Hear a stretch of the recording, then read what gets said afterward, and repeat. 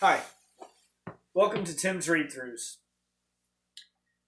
Before I get started today, I'd like to bring up yesterday's chapter and a little bit from the chapter before and mention, at the end of each video, I always mention about commenting. And I'd really love to hear what you guys have to think about some of the things that are said in these chapters. When you hear the point of view of one person, such as Ned Stark, who fought against the Targaryens at the Battle of the Trident, where Robert Baratheon thought that Lyanna had been taken from him, and you hear in the chapter prior Daenerys talking about how her older brother, who was killed at the Trident, was fighting for the woman he loved. Like, these are things that that would make for great conversation. And I really look forward to hearing what you guys have to say and what you have to think, even if it's differences that you notice from book to show. In the prologue, the way the others are described is a lot different than how they were portrayed in the show. So feel free to comment and discuss. I really, really do. I look forward to that. So with that, we'll go ahead and jump right back into Winterfell with Jon.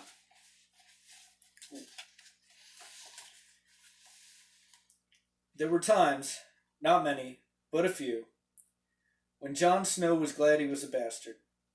As he filled his wine cup once more from a passing flagon, it struck him that this might be one of them. He settled back in his place on the bench among the younger squires and drank. The sweet, fruity taste of summer wine filled his mouth and brought a smile to his lips. The great hall of Winterfell was hazy with smoke and heavy with the smell of roasted meat and fresh-baked bread. Its gray stone walls were draped with banners, white, gold, crimson, the dire wolf of Stark, Baratheon's crowned stag, the lion of Lannister. A singer was playing the high harp and reciting a ballad, but down at this end of the hall, his voice could scarcely be heard above the roar of the fire, the clangor of pewter plates and cups, and the low mutter of 100 drunken conversations. It was the 4th hour of the welcoming feast laid for the king. Jon's brothers and sisters had been seated with the royal children.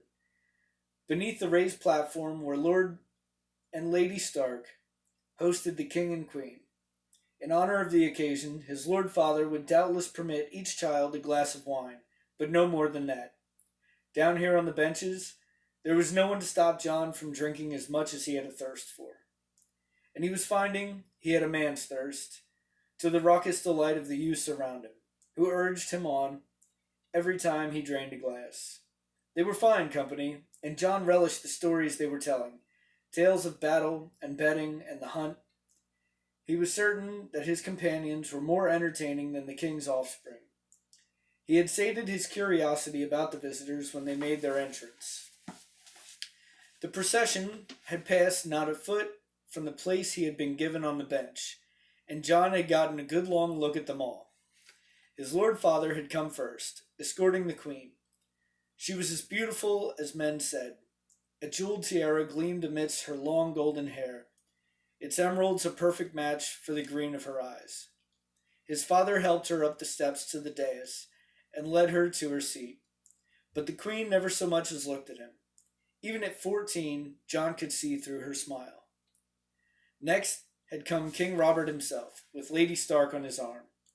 The king was a great disappointment to Jon. His father had talked of him often. The peerless Robert Baratheon, demon of the Trident, the fiercest warrior of the realm, a giant among princes.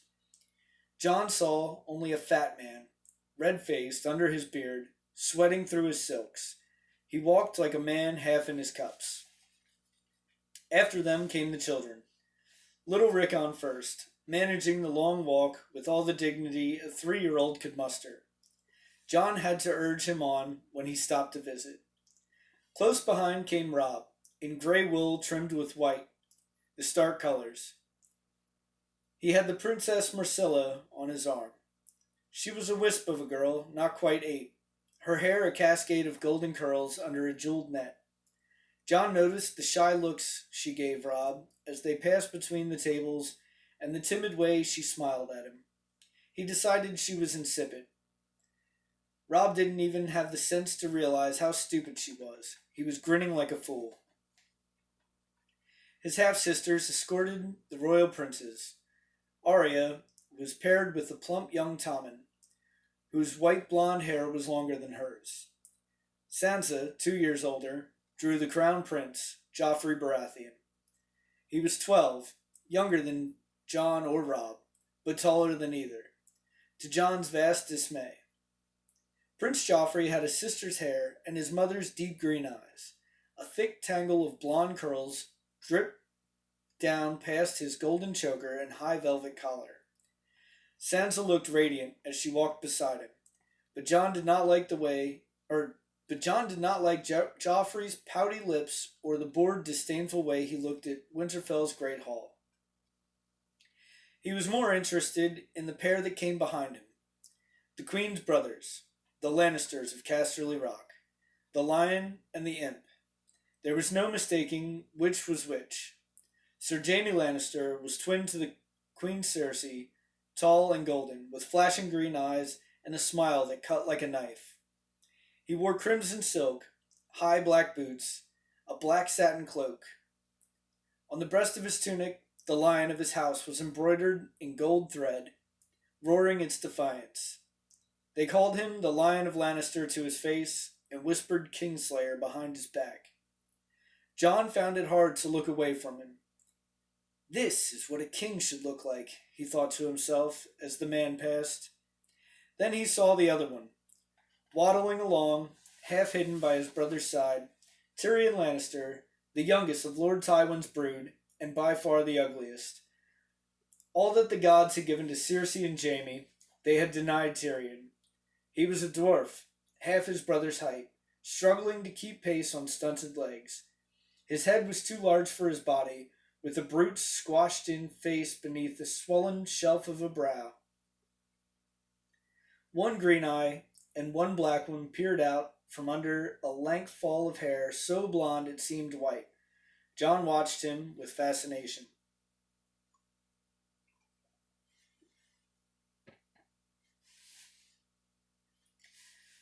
The last of the High Lords to enter were his uncle, Benjen Stark, of the Night's Watch, and his father's ward, young Theon Greyjoy. Benjen gave Jon a warm smile as he went by. Theon ignored him utterly, but there was nothing new in that. After all had been seated, toasts were made, thanks were given and returned, and then the feasting began.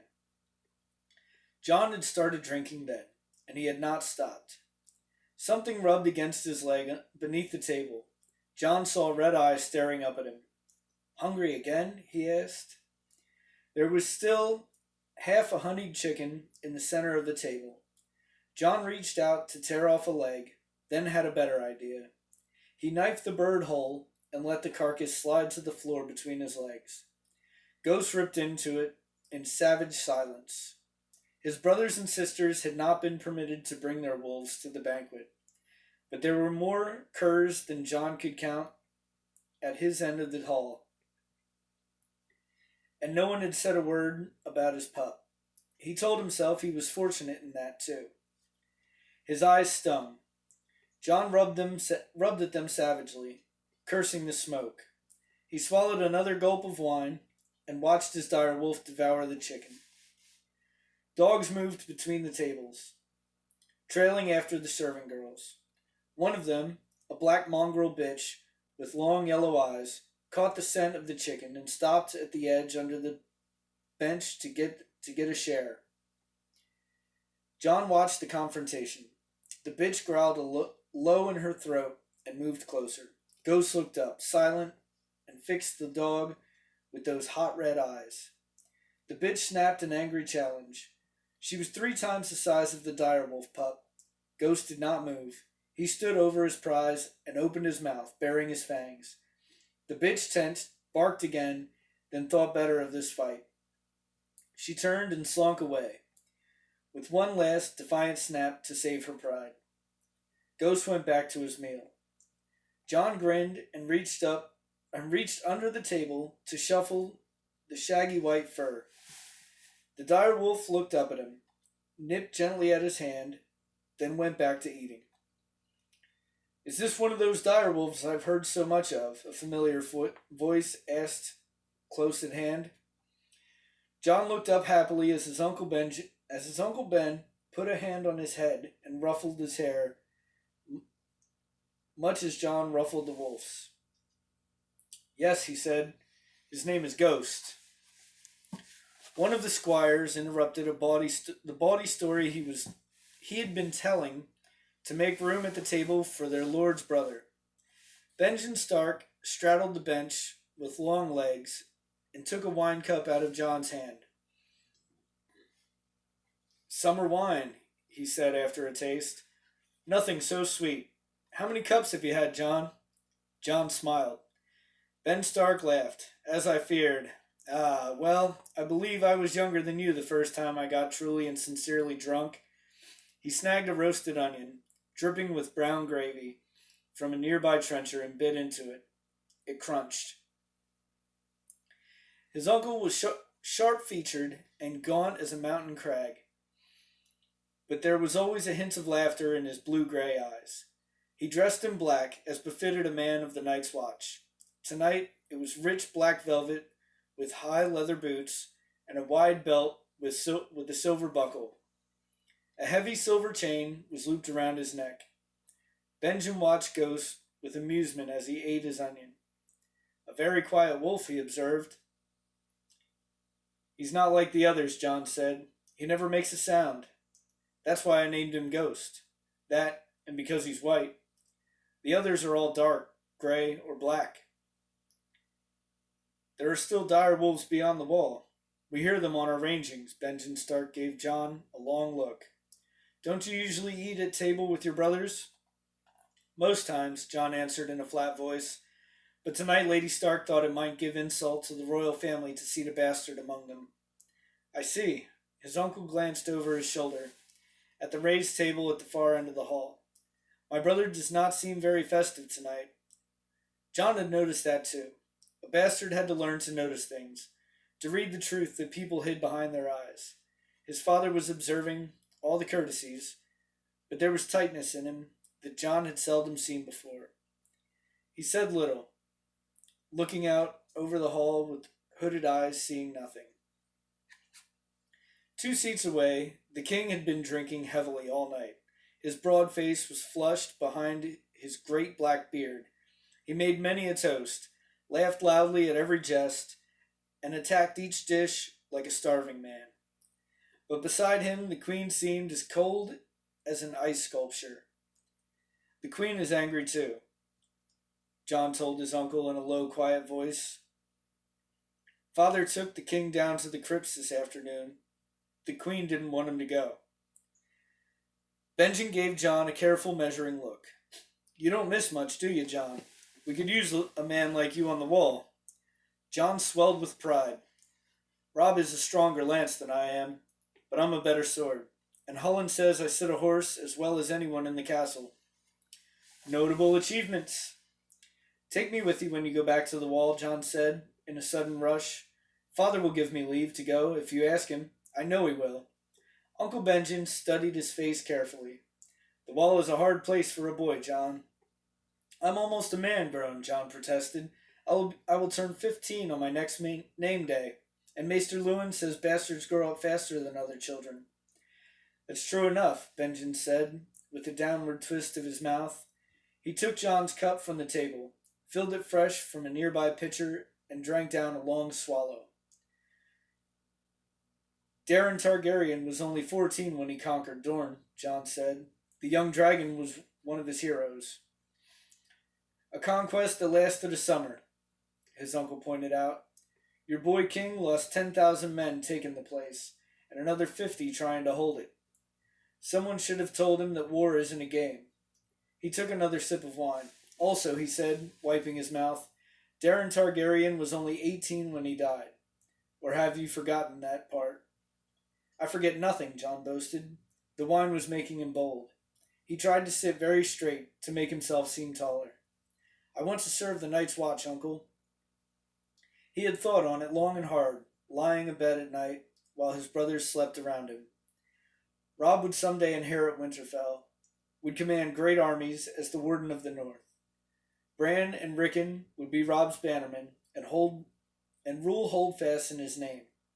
His sister Arya and Sansa would marry the heirs of great houses and go south as mistress of castles of their own.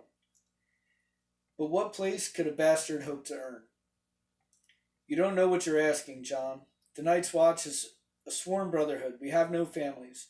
None of us will ever father sons. Our wife is duty. Our mistress is honor. A bastard can have honor too, Jon said. I'm ready to swear your oath. You're a boy of 14, Benjen said. Not a man, not yet. Until you have known a woman, you cannot understand what you would be given up. I don't care about that, Jon said hotly. You might, if you knew what it meant, Benjen said. If you knew what the oath would cost you, you might be less eager to pay the price, son. Jon felt anger rise inside of him. I'm not your son. Benjen Stark stood up. More's the pity. He put a hand on Jon's shoulder. Come back to me after you've fathered a few bastards of your own, and we'll see how you feel. Jon trembled. I will never father a bastard, he said carefully. Never. He spat it out like venom. Suddenly, he realized that the table had fallen silent, and they were all looking at him. He felt the tears begin to well behind his eyes. He pushed himself to his feet.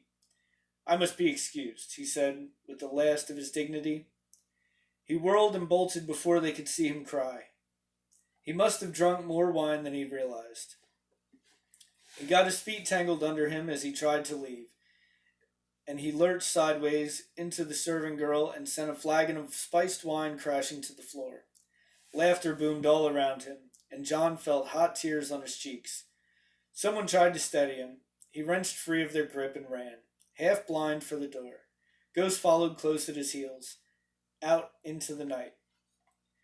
The yard was quiet and empty. A lone sentry stood high on the battlements of the inner wall, his cloak pulled tight around him, against the cold. He looked bored and miserable as he huddled there alone, but Jon would have traded places with him in an instant. Otherwise, the castle was dark and deserted.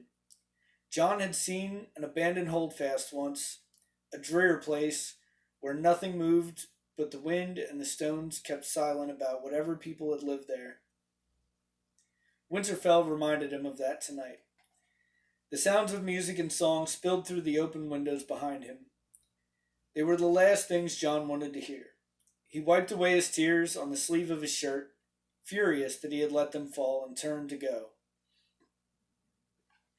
Boy, a voice called out to him. Jon turned.